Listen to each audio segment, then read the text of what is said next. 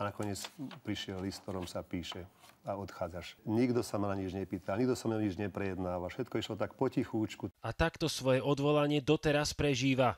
Vy ste aj prekvapení, aj sklamaní, aj smutní, aj nahnevaní. Slovenské biskupy stoja na strane svätého Otca. Ten rozhoduje o menovaní a odvolávaní biskupov, takže práve preto toto rozhodnutie plne akceptovali. Konferencii biskupov Slovenska sa nepáči, že sa arcibiskup Bezák prezentuje v médiách. Rozhodnutie Svätej stolice je, aby sa otec arcibiskup zdržiaval vyjadrenia pre médiá. Toto rozhodnutie je stále v platnosti. Túto chvíľu berem ako exkluzívnu.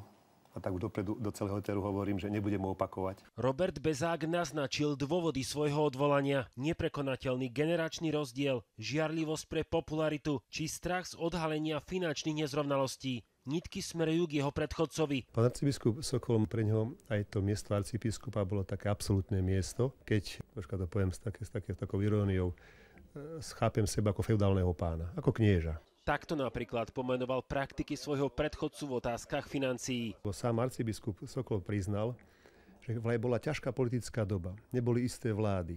Takže manažujme si svoje financie tak, aby sme nemali problémy, že o ne môžeme prísť. To je dosť nebezpečná veta, samozrejme, s nemôžem súhlasiť, lebo druhí ľudia, všetci tí dookola si ich manažujú, alebo teda len ako sa to dá v tom štáte. Snažili sme sa získať aj vyjadrenie Jána Sokola, napriek našej snahe neúspešne. Zdá sa, že Ján Sokol má aj po vyjadreniach Roberta Bezáka ozaj čo vysvetľovať. Ťažko sa dá vysvetliť, že niekto potrebuje mať napríklad biskupský úrad veľké množstvo účtov. To cítim ja ako také troška aj takú hanbu za cirkev, lebo keď vám v banke povedia, no konečne ste to objavili, už sme s tým mali problémy, zrazu zistil som, že nie je to tá snaha o pravdivosť z mojej strany, ale skôr ľudia, keby očakávali, veď takto nemôžete existovať, veď všetci ľudia všetko vedia. Sú tzv. Verejné tajomstvá. A máme sami tvári, že nič také nie je. Konferencia biskupov Slovenska a arcibiskup Bezák svorne tvrdia, že netrpezlivo čakajú, ako dopadnú výsledky vyšetrovania v Trnavskej arcidiecéze. V súčasnej dobe sú vykonávané vyšetrovacie úkony a zabezpečované dôkazy. V médiách sa objavili otázky, na ktoré musel Bezák pred svojím odvolaním odpovedať Vatikánu. Niektoré sa týkali aj homosexuality. Ďalej ste navštevovali telocvične, sauny, kúpaliská, verejné sprchy s osobami pochybnej povesti.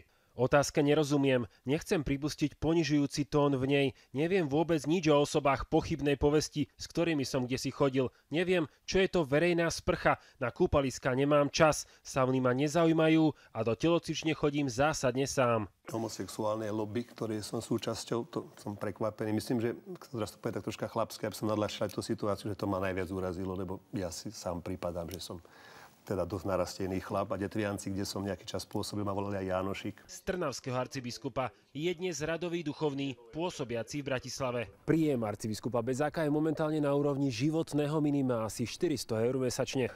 Je to dobre tiež skúsiť asi, že z tej výšky arcibiskupa, ktorý je naozaj šéfom veľkého prostredia, keď potrebuje zdroje, tak sú mu k dispozícii, kúpi sa auto, zabezpečenie. Som sa zrazu stal pomocný duchovným. Zlatica Puškárová a Rado Igas, televízia Markíza.